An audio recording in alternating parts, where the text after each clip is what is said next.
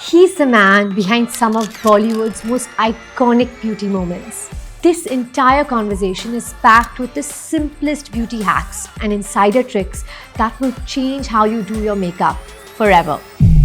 Okay, so we're gonna start off by you telling me ruthlessly what I have done wrong today. Oh God. Let's start with the good things now. Why do I have to start with the wrong things? Oh my god! What is the best way to conceal dark circles? What if someone has acne or textured skin? How do they get that glow? So I shot with Karishma Kapoor recently. Oh my God. You know what I mean? But both Kapoor sisters, let's just say, Yeah. they love their puffs. Do you think nudes are for that wheatish Indian skin tone? Any given day, you see a person with full covered face and without a covered face, you can tell that the person looks. So you won't believe what the most requested question. What is the best way to apply foundation? Is it a beauty blender, a brush, or your hands? We didn't grow up in homes where women would constantly think about their beauty. We just look at them and we still feel like, oh my God, my grandmother looks so beautiful. Oh my And God, she my didn't give mother a looks. damn about how beautiful she was looking. What is the worst advice that you have heard or seen a beauty influencer give? Oh God. He's the man behind some of Bollywood's most iconic beauty moments. Yet, you've probably never seen him chasing the spotlight. That's because his work does all the talking. From red carpets to Mitesh Rajani isn't just doing makeup, he's shaping the face of Indian glamour. But in this episode, we're flipping the script. It's not about celebrity looks, it's about you. This entire conversation is packed with the simplest beauty hacks, the best products, and insider tricks that will change how you do your makeup forever. No fluff, just real accessible beauty from the man who makes it look so effortless. Thank you, Mitesh. Thank you for being here. My pleasure. Super excited. So, as someone who is in front of the camera a lot, I love to do my makeup myself. Okay, so we're gonna start off by you telling me ruthlessly what I have done wrong today. Oh God. Why do I have to start with that? Start with that because then the worst is over. Let's start with the good things now. Why do I have to start with the wrong things? Because anyways, I'm saying too many wrong things. Oh my god! Really? No, in general, not towards your makeup, but in general, I'm saying too many wrong things.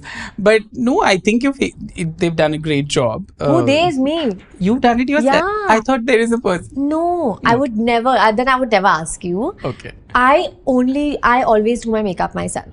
So Okay. I have this thing because it takes me 10 to 12 minutes to do it. Correct. And I'm someone who doesn't have a lot of patience. So it's not that I don't trust anyone else. It's just an efficiency Virgo And situation. you look great. Thank you. I think it's done very well.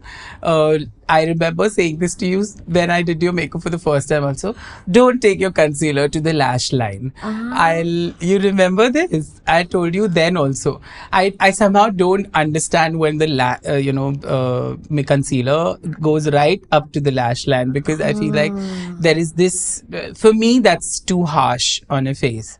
So that's a little trick and tip that I can give you. Do you think that comes also from that subconscious feel that it's a dark under eye that I should completely conceal? Yeah, I think it's that because I think, again,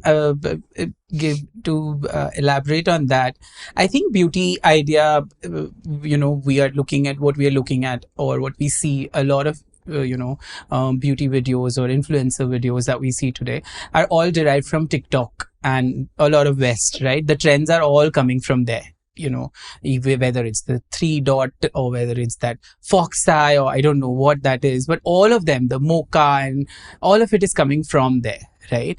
And I feel like there is no individual voice that pretty much speaks about, our skin tone or, how our features are or how, how dark circles are not, I don't know why dark circles are such a big problem, why it needs to be hidden so much. You can have some coverage, which I understand because it almost makes you feel better or whatever, because that's how it's been projected. But you don't have to hide it so much that you kind of look like you're being pasted on.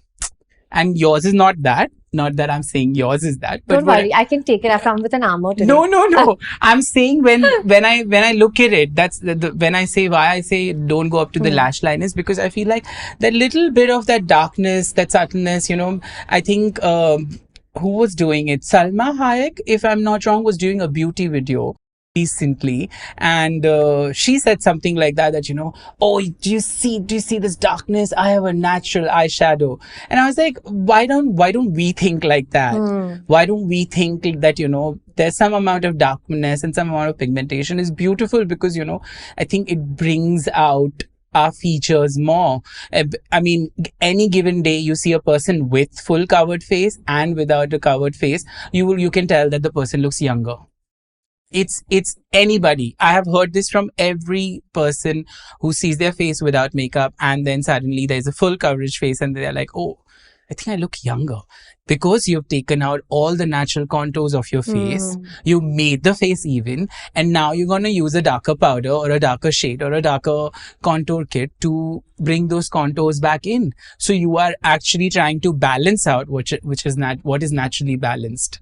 Wow, Mitesh, you were born to be on a podcast guest. Like literally, what a start. Deep. Really, really. Okay, what else is wrong? No, your face is just go for it. Now again, your face is fine. No. It's actually well done. Like I said, okay. It's beautifully done. The blush is done. Okay. Yeah. The blush is beautiful. The lip color is beautiful. I like that you have a subtle eyeliner and not hectic. Yeah, it's beautifully done. Okay. You do your face very well. Thank you. Just the under eye bit, yes. I feel it'll make you will see the change. Try it. Okay, amazing. I will. So now that we're done with the hard part, I want to talk about what the intent and the meaning of today's episode is. Mitesh, I sat on your makeup chair a decade ago and I got up in 10 minutes. And that was the game changer. You took away this under eye thing. That's what I took away. And that, for that time, was a breakthrough, because makeup doesn't take 10 minutes. And you said, Masoom, this is fine. Go for it. They want this look. I don't need to do anything more. You're beautiful as is. Yeah. And I think even in that moment, you were being disruptive. And I think that's what you've continued to do through your work. Correct. And that is something that I really, really appreciate, which is why we wanted to bring you on today I want this to be like a power-packed guide of the most asked questions on makeup that Indian women have. So we've full on opened the questions. We've, asked a lot of different peers and communities to send in what are the questions they have. And you're not going to ask me why they're so basic, because even I want to know all the answers.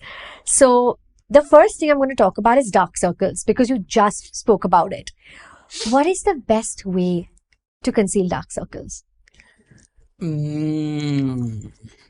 Okay. So in my experience, I think whatever I've done so far and whatever I've worked on, I think if you want to cover dark circles, don't listen to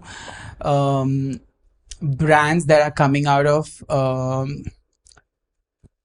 do I say, celebrities or not the beauty experts. Look at the pro brands. If you really want to cover your dark circles well, look at like something like a NARS or a Bobbi Brown or a Pat McGrath, because I think they come with the expertise of how people have worked on, how people they have done so many faces and they have worked on so many faces. They know exactly what it takes to correct and cover again. And look at their brands and look at those products. I usually prefer a peach, a dark peach, something with a little bit of orange and a red mix with, again, yellow, not completely orange, because that completely orange, I have never been able to work with. There are people who work with it and they know their color theory better than me, I would say. I don't know that well. I'm not school trained for makeup. I never went to a makeup school, but I can work better with, those colors. And I feel like that really covers you know, how much you need to. You don't need to make that dark under eye white. You know what I mean? You just Absolutely. have to have that bare minimum coverage that just subdues or makes it a little subtle and not so heavy. And I really prefer that over hectic makeup. And what is the process of application? I'll tell you mine and then you correct it. So Tell you mine. Correct. I I am on a moisturize. correction journey today. I moisturize and then I'll do my foundation. And then I wait for 5 or 10 minutes for my foundation to set before I apply anything else, which I think is a eureka discovery on my end. Now, I don't know whether this works or Correct. not, No, but of course. I feel like if I go in immediately with my concealer, it just doesn't give me the same effect. I wait for my foundation to settle in and then I'll do concealer and then setting powder. Okay. Fair. I mean, works. I think why you say that, you know, you let your foundation set for 10 minutes, and because I think baking, you know, there was a term called baking, but honestly, it's basically baking on your skin. The body heat tends to somehow, you know, let the makeup settle better, because, you know, a lot of foundations and a lot of products, they change the consistency when they go on skin, right? And I think that's why it looks much better. Even a makeup full face done would just settle in a much better at about like in 10 to 15 minutes or half an hour, because it's almost like soaked in, it's absorbed, the skin looks great. Sometimes it tends to oxidize a little, that also you can see. So I think that's a great way to do it. So I think how I like to do it is, you know, I like to go in with my corrector and a concealer a little bit first, because that kind of gives me the judgment of how much more I need to cover. Do I need a foundation? Do I have to go with a foundation? Or maybe I can just use a tinted moisturizer and I'm done. Because that really changes the idea of how I see makeup. So I literally do that first, and then I will, you know, go ahead with, and I think for me, any water-based foundation works the best because it's the lightest. And I'll go with it, and then I'll do the powder, and then you go ahead. So it's a reverse thing for me. But I'll let the concealer sit again for a bit. I'll see how it is. Like you said, 10 minutes. I will do the concealing part, and I will probably move on to hair, or I'll start brushing the brows. I'll start doing the eyes. Because also after doing the eyes, sometimes there's a fallout on the concealer, right? So then again, you clean that and you do it. So absolutely. Yeah. You spoke about baking. What is baking and who needs it? You know, because I think this is a big one. That does where you're going for. Like, if you're going for a dinner, do you really need to bake? I mean, baking, they used to, when I remember when baking came from a term when they used to actually bake the makeup. So they would just put powder and press it in so that it's settled. But for me, baking is like my makeup needs to bake. So when you do makeup and when it, you know, like, it absorbs the body heat, and you know, when makeup is absorbed in your skin and the body heat like makes it softer, is when I thought my makeup is baked. So I usually also don't powder a lot. I don't think I powder a lot or use like a compact. Compacts, I don't know if I own any compact except, I don't know if I'm allowed to take brand names, but please do. Charlotte Tilbury, the airbrush powder, I think there is one. Oh, it's fabulous. Yeah, it's so fabulous. I have it, but I use it probably in a later touch up. I don't use it immediately. So after my makeup, because I like it to be absorbed a little more. The skin has to absorb your makeup. The skin has to settle in. But you know, I feel like that once you've done your base, and especially around the under eyes, you know, sometimes it starts creasing and wrinkling. Correct. So what is a way to manage that? So that's why I said, you know, leave it for a bit before you powder. Because, you know, once that creasing a little bit happens, you can dab it in. You know, again, with a beauty blender, take a blender, dab it in a little bit. If you have to pat a little more concealer, pat a very light. Also, best way to do concealer under eye is your fingers. I think it just takes in so well. And do that, and then you can powder your under eyes. So it will, I think it's almost seals. At least that's the way I work. I like to let it be. You know, if there are any creases happening, I will pat it. I'll blend it more. Then I'll put a little bit more if I have to, and then I'll powder it. That's how I work. Interesting. Very interesting. But currently, what's your favorite concealer? You know, I I've been a Makeup Forever fan for the longest time. I think Makeup Forever was a pro brand, and Krylon is great. It's actually well researched, well thought brand. There's a brand called RCMA. Haven't Again, heard of it. yeah, it's an artist brand. Not many people know about it. Very good. Huge variety of concealers, different tones. And I think pretty much between this and I use sometimes Pat McGrath concealers, but between these, I kind of manage to. So I'm going to now take it one step before the dark circle conversation, right? And I've heard so many makeup artists and, key opinion leaders in this industry say that your makeup looks as good as your skin prep is. And how do you feel about that? Do you think that's true, false? And what's an ideal skin prep? I would just say one thing in this. I like to hear this is good. No, I've seen Mickey Contractor do makeup couple of times. Okay. I mean, Yes. again, you look at fellow artists also and Yes. learn a lot. And I think he just puts embrolis at the base and he gives it, and then it's been rubbed, and then he starts his makeup, and his makeup still looks most flawless. He did my wedding. Yeah. So I don't think it's a lot. All of these, I feel, they have come in as gimmicks to, kind of, I think, make it more sellable. Also, then what happens is the amount of products you buy, right? Overconsumption is on everything about beauty industry is overconsumption. It's screaming overconsumption everywhere. But if you know your products, I think you can manage with just one cream. But prep, yes, it is important. Based on your skin, what your skin type is and what your skin needs, you will have to prep your skin accordingly. But I think it's a lot to do with how your skin is also, right? And also, let's be honest, whatever said and done, what we see on internet or what we see as a picture is not actually what a person's skin looks in person, right? So I think the aspiration to have that is almost false.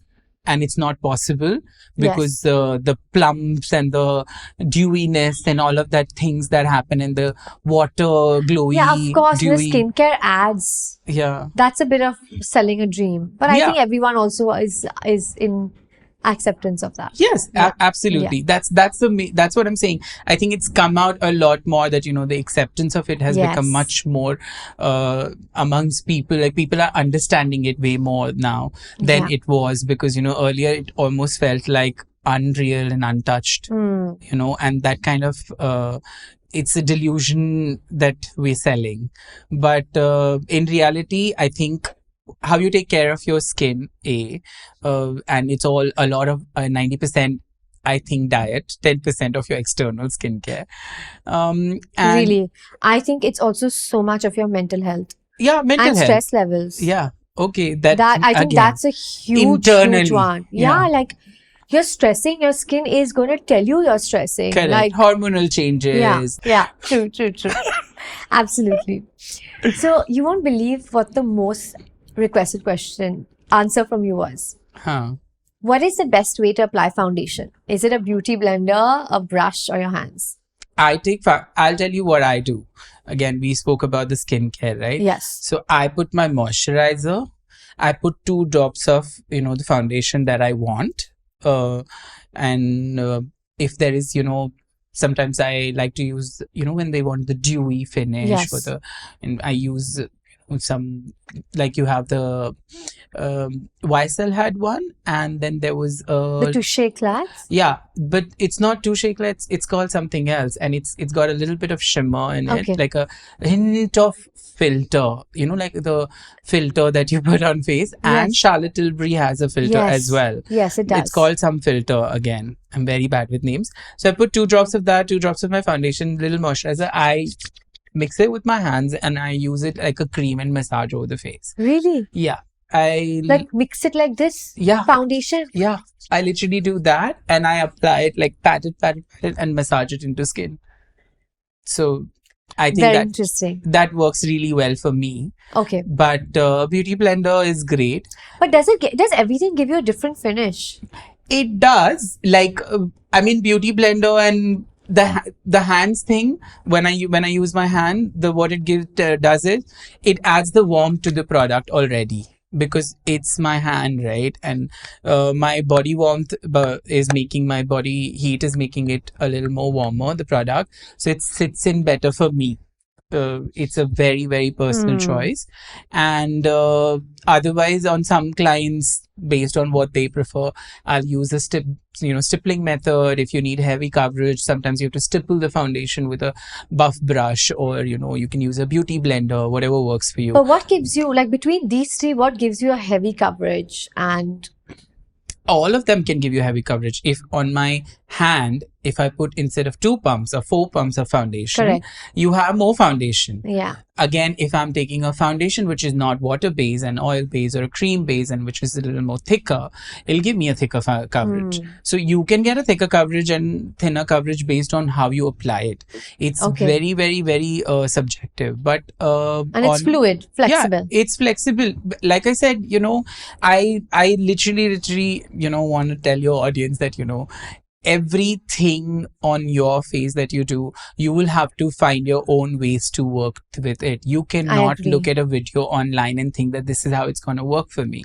It's very, very, very, very personal, and it's very subjective to each individual when it comes to whatever you do to your face. So why does foundation, especially on Indian skin, sometimes start looking very grey or ashy?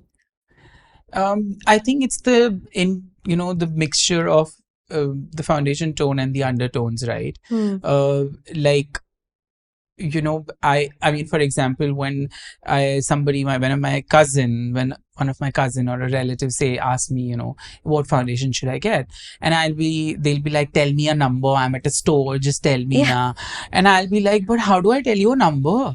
Like, I know your skin, I know your face, but I don't think I can tell you a number like that, Okay, go and buy, this in MAC or this in Dior, So I usually tell them that put your foundation, go to store, put a foundation that's, closest to your skin that you feel, put it on your face a little bit and let it sit all day.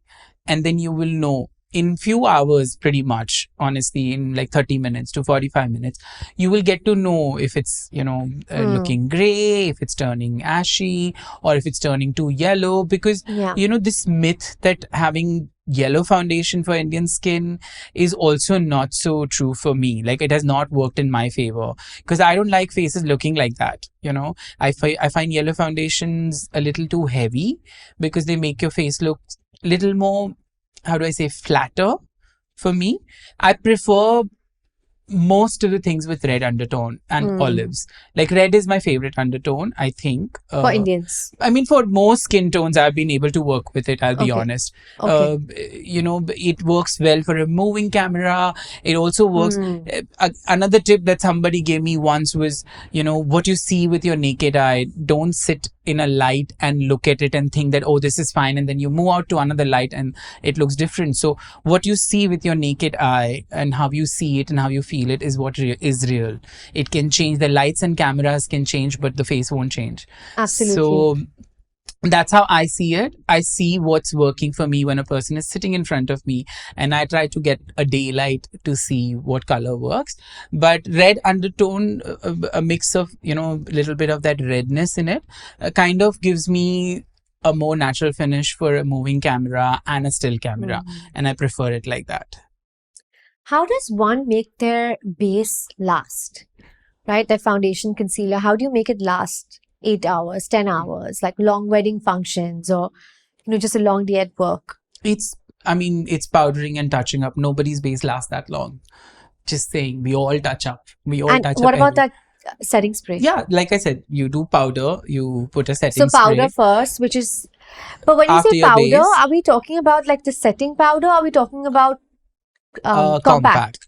It again, compact gives you more coverage. So, you have to understand the difference. A setting powder there are varieties of setting powder. There are setting powders with colors where you can color correct your, as an artist, again, it's a very artist specific Yes. thing. So there are lots of setting powders that are used to color correct. If you see, okay, you've done something off, something is looking this, so use the colored powder and like try to balance it out. Whereas there are some clear powders which are like translucent powders which don't have any color, and they are used to set makeup as well. And then there are compacts which kind of give you a little bit of coverage. So, say you feel a little unevenness still, and then you do a compact, like you do the Charlotte Tilbury filter airbrush, that compact, and your skin looks voila, Yes. Absolutely. But for me, if I feel like if I constantly go over with compact, because I'm not someone who needs that much coverage. So if I'm constantly touching up with compact, it's actually making it more and more cakey. Yeah, but you do compact, you can't do compact touch-ups throughout the day, right? Like you will do compact So once. you have to tell us this. You have to tell us everything because we don't know anything. That's what you need to assume.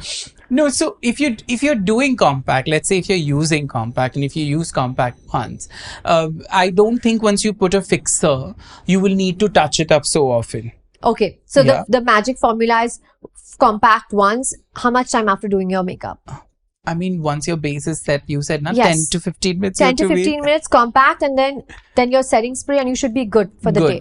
Yeah. Okay. I think so. It stays long. I think it works fine. And if you feel don't like know, then so we No. trust you. No, and if you feel like touching up, you should also make sure that, when you're touching up, you're not going with a thicker layer of compact. Yes. At some point, if you want to touch up, make sure you pat down the excess product and make sure you take very, very, very light, because adding compact is, like I said, it gives you coverage, right? So you're adding more coverage through the day. So the Exactly. heaviness is about to build. Yes, It's very yes, natural yes. for that to happen. So in this case, using that translucent setting powder, sometimes will that be a better yeah, hack? yeah, probably. Yeah, it's because then there's no color in it, and Yeah, you're yeah, just yeah. kind of brushing off any excess. So Yeah, but how many people are carrying two powders? Right? Isn't that the reality? I mean, today the only question that people will ask is, give us one product. Yeah. We don't want two products. yeah, 100%. But see now, the compact you said to put in 10 minutes after, yeah, if you're at home. So then you go outside carrying only a So then don't translucent carry. powder. Take a powder puff, Oh, and yeah. just put your puff in your compact, Ah. pat it in a tissue and keep it. Every time you feel, you just dab with the puff. Oh wow! Puff is an old school way, yeah, but it's works such an wonderfully. old school way. So I shot with Karishma Kapoor recently. Oh my God. You know what I mean? Both Kapoor sisters, let's just say, Yeah. they love their puff. They love the puff, and I was so enamored because it was that old Bollywood charm. Yeah. That mera puff lao. Like it was so beautiful in the most nostalgic way, where you felt It's like almost like sometimes when I look at, people, it's almost like the shot won't happen if that is not done. It's because I think it's like, ab main ready ho.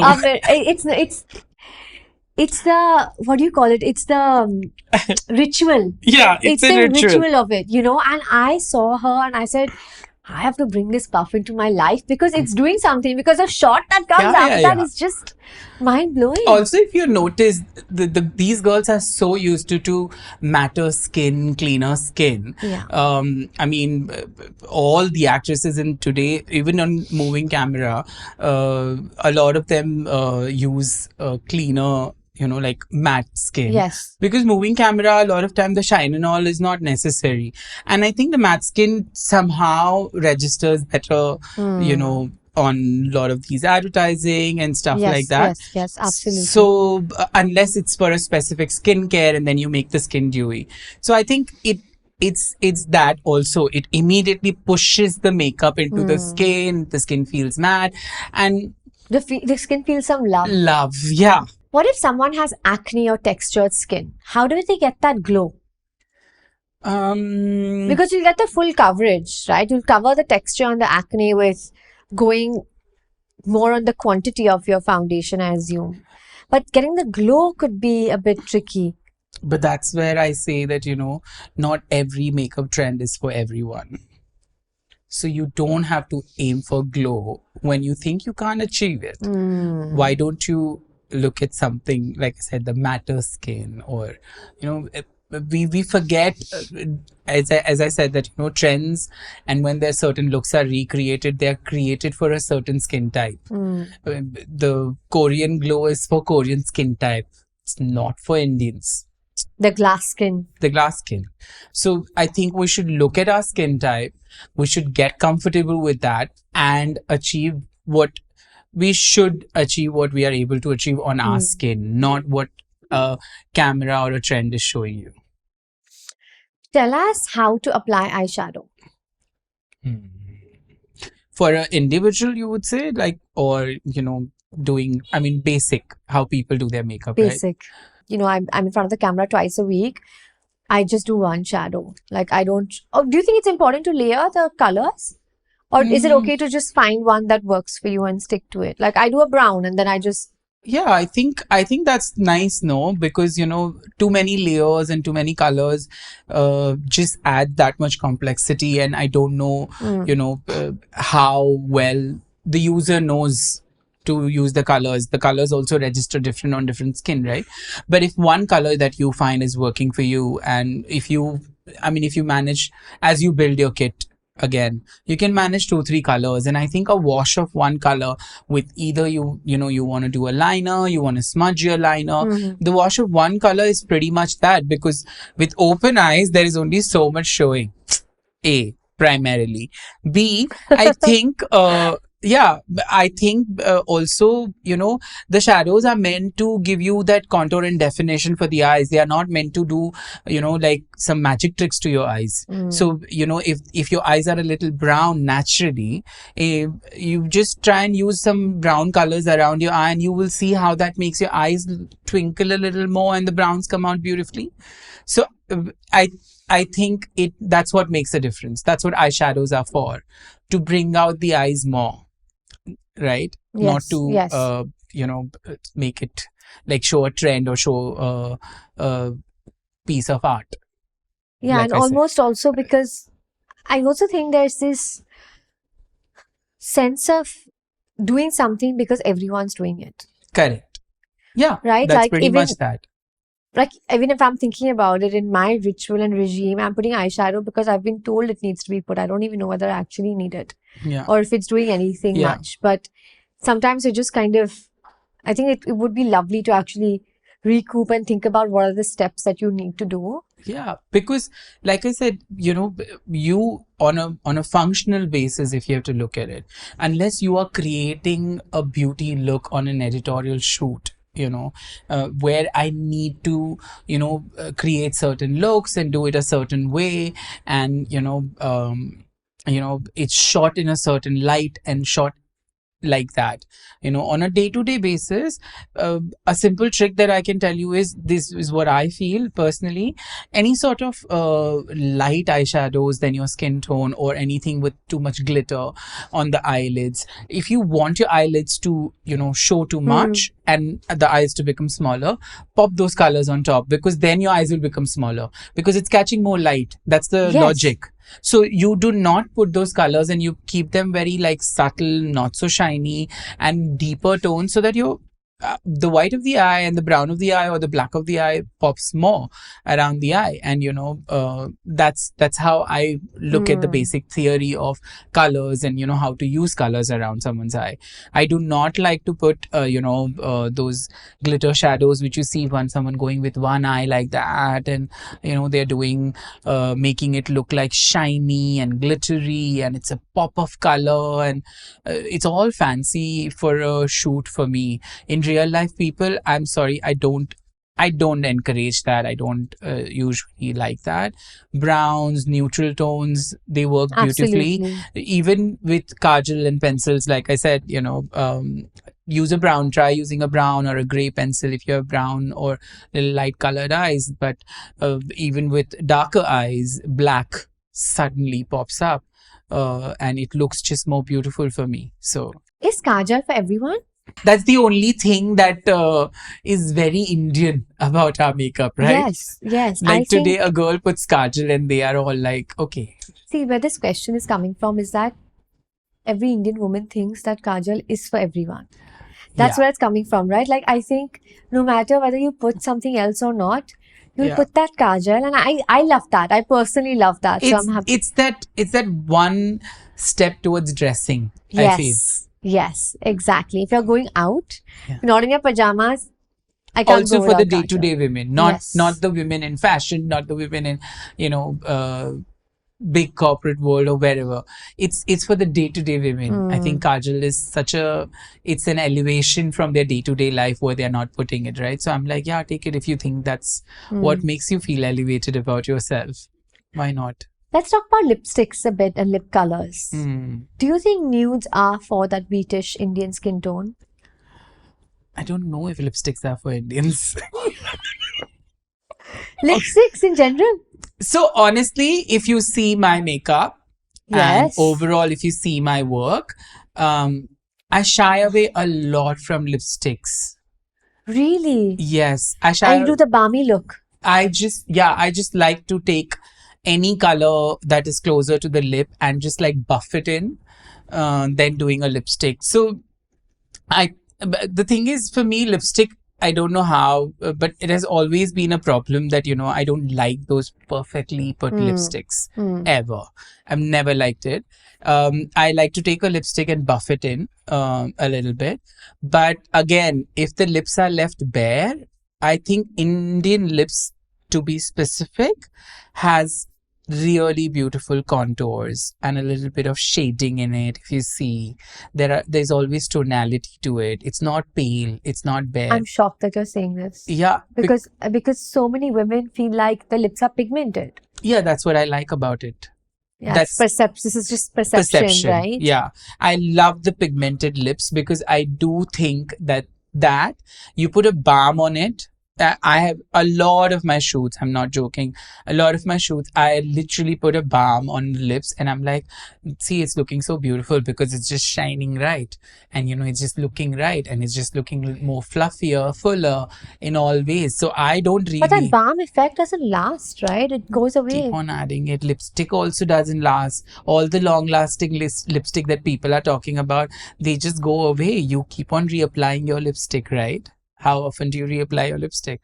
I mean, mine lasts, How couple of long? hours. 3-4 hours for sure. I do think that I actually feel like long-lasting formulas have been successful. Yes. Some of it, not all. Because I'm not, I'm the exact opposite of the puff generation. Yeah. Once I'm out and once I'm shooting, I couldn't give a damn what my makeup looks 2 hours later. I couldn't give a damn. Like, my team came on and they're like, this is looking a bit oily, and I was like, it's fine, it's a glow. Yeah. I'm of course there's different types of people. Correct. And that's who I am, but I do feel like lips.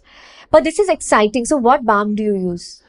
I mean, I end up using Vaseline the most because I feel like that works really well. But you get lots of tinted balms, even those tinted balms or the lip oils. Yes, Clinique has some nice okay, lip I'm gonna oils. try this. They just do something. I don't know how to say it. They do something.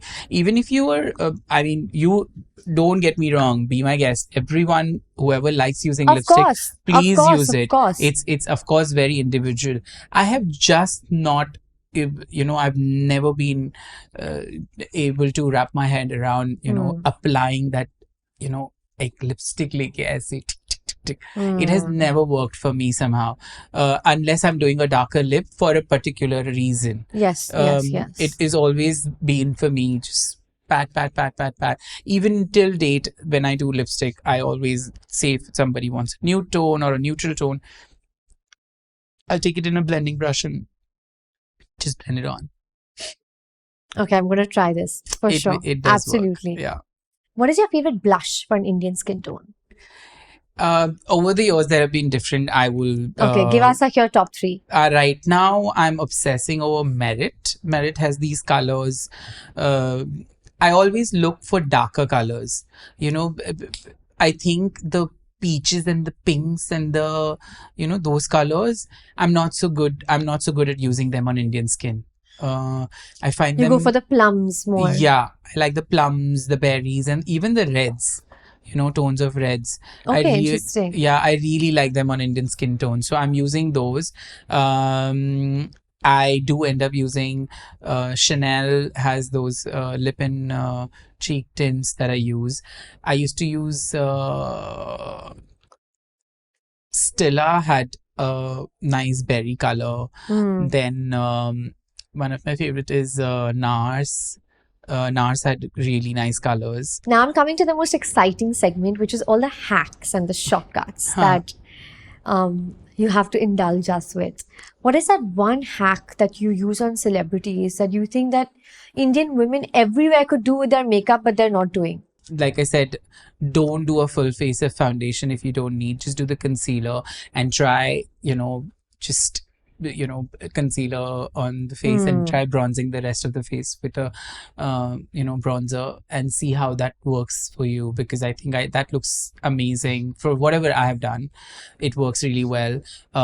Use the the blush color that you use. Sometimes you can use your lipstick as your blush color, and that tonality really helps on Indian skin tone. That's something that I've noticed. It looks great. Whatever lipstick you're using, just if you apply the same thing on your cheeks, it really works. What is the fastest 3 product routine for women who are lazy? And maybe not just lazy, but who are not in love with the process of makeup, which is long and enduring. I love a lazy woman because when they are not doing makeup, they are on my team. Saying a makeup artist, but no, I love that. I love that laziness that you don't want to spend because I think there is a lot more to women than just makeup, to be honest. And when they bring in that confidence and personality without makeup, it gives me even more thrill. Like, I get more excited. But I like, for Indian women, either a kajal or a mascara. Use a nice tinted moisturizer that is, almost your skin or a shade darker, because that looks nice, a little warmer. Have a lip and cheek tint, because that works for everything, and a mascara. So do the lip and cheek tint, do your, the tinted moisturizer, whatever you do, and just do like a big round of mascara. I don't think brows are as important as it's been made to be. I've never, oh my God, controversial. Really? I think brows are just like that filling in and that, that spiking it up, and all of that is just become like excessive for me. I'm like, faces are looking a little off to me. I want to see normal eyebrows, I don't think we as a culture needed to do that, because our eyebrows are bushy, thick, clean. Women in our country, we're thinning them down. You know what I mean? Yes. Because we have bushy brows. Yes. So don't make it more bushy because it's a global trend. You know what I mean? Yeah. Just if you can brush it right, like keep a, clear mascara. Don't have to do too much. Just keep a clear mascara or a eyebrow gel or something that you are comfortable with, and just brush them right. Like if you want, really, you're obsessing over it. But like filling them in and making them thicker and changing everyone, going for that, the pencil markers that everyone is showing, these 3 pointers in your face where you need to be. I'm like, but everyone's eyebrows can't look like that, na? Those pointers are not helping everyone. Everyone's face is so different. Why are we shaping everyone's eyebrows like that? Can we like take a pause on that and, let the eyebrows be? Because I don't see, also I feel like these trends, I feel like it's very popular, but if you see actual fashion imagery, or if you see like actual models today who work, who talk about fashion, because beauty is very synonym to fashion, right? Like it is always parallel to fashion. And if you see the models on runway, if you see models across the world, Indian models that are making, bloody, doing the best shows worldwide, I would say Nayanika, one of my favorite girls. I really, really love her. She's like a baby, and her eyebrows, they are weirdly shaped. Okay, they are not like they don't have a proper arch or anything like that. They just there here till here, and then it's very sparse here. And every time I've worked with her, I somehow try to, some days if the client wants it, or if the the brand demands it, or they said let's fill it up a little bit, I try to. But I like her eyebrows the way it is. It's such an important part of your face. Why are you making it look so synthetic and like everybody else? I think that's the whole idea, no? That we've been speaking about it so much, that beauty is unique and we have to celebrate our individuality and our identical faces. Then why are we, almost all of us, making beauty seem so redundant and boring and one type? We're all looking the same. Yeah, I mean, we're not looking the same at this point, but it's not that far, In Dubai, we're all looking the same. Let's talk about makeup brands a bit. As an artist yourself, do you think drugstore makeup brands can actually compete with luxury brands? Why not? I mean, it's a mix of everything. I was telling someone the other day, K-beauty, somehow I was seeing their foundations formula, and it's actually not bad. The formula is nice. I think she's really worked hard on it, or done probably the work that it needs. She spent making the effort, because when I was trying their formula, it's a little water based, and their foundations are good. Their lip colors, even for that matter, NYX is a drugstore brand. Yes. I mean, I'm saying K-beauty and NYX and all of this because they're the similar price points of 1200, 1500, 1800. That's the price point. Absolutely. No, I've heard, and well, I'm unsure of the credibility of the news, but I've heard that Katrina Kaif really considers K-beauty her core business. Yeah. And she considers acting as her side gig. And that is the level of time and attention that she dedicates to building K-beauty today. Well, I don't know the credibility, but this is something that... I mean, I've seen her only once on a K set, and I thought she was very involved in it, in what she was doing. I love the product, though. Yeah, I really like I said, their it. products. Some of their products are really whatever I've tried are really nice. And apart from that, again, NYX. Now Sandhya has come up with Moki Kajal, and everywhere. I mean, all the people that I speak to, I'm hearing great reviews about it. So I'm glad that there are these brands that are coming from India, which are, again, they are not expensive, they are affordable, they are in a great price range, because I think for an Indian market, again, they have to have that price range to be accessible and for the masses to reach, I do think these brands are equally competent, and you don't have to only look at luxury brands to achieve a certain look. Krylon, for that matter, it's not a drugstore brand because you don't get it at drugstore, but the price points are very, it's a very, pro very brand. Yeah, it's a pro brand, but it's a very affordable price range. Yes. Krylon products work really well, and they are actually good for Indian skin tone as well. What is one underrated product that Indian women are not using enough? I think there is not enough discussion around powders. I don't think anyone talks about powders, but we actually need powders on our skin. Instead of foundation, using tinted moisturizers. We don't use that enough. I have to ask you, I myself don't have a tinted moisturizer on my kit, which is something that you recommend. I'm obsessing over it. Again, this is all, all products change over time. Yes, so I'm of course, saying it's all relevant to right now. Yeah.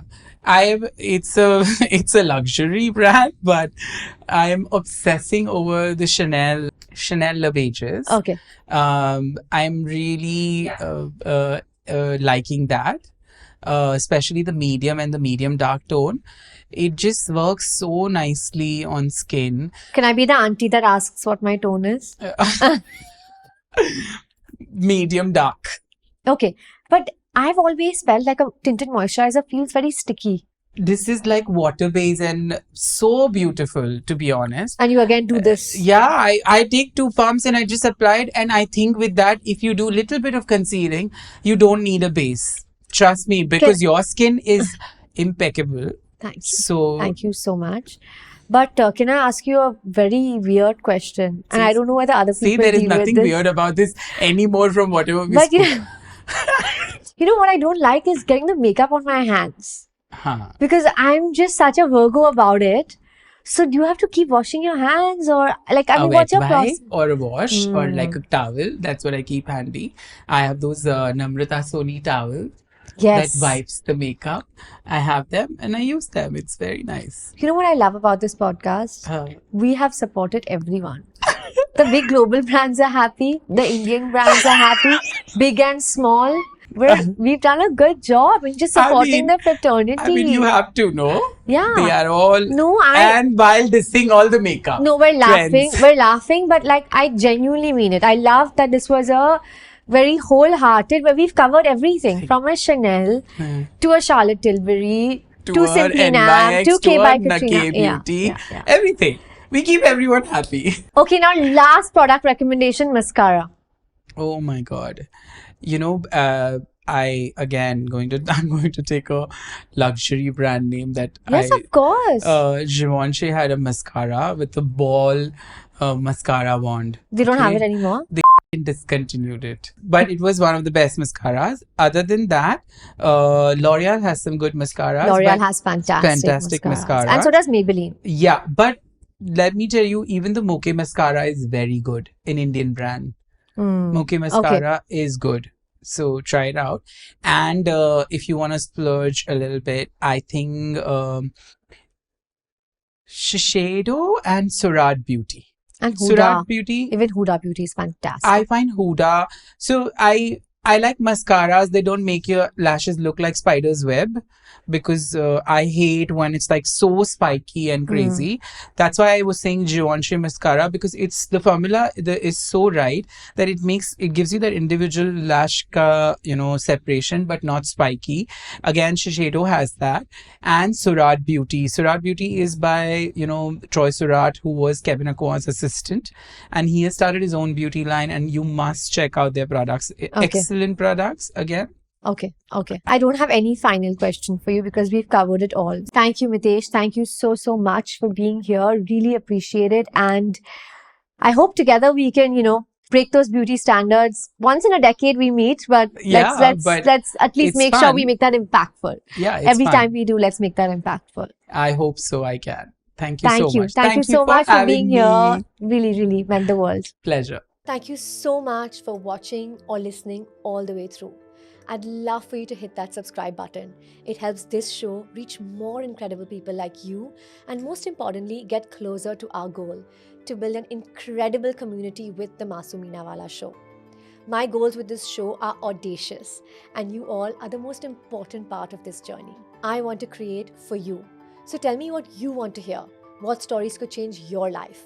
I read every single comment, and your reflections honestly help us shape where this show goes next. I'll see you in the next one.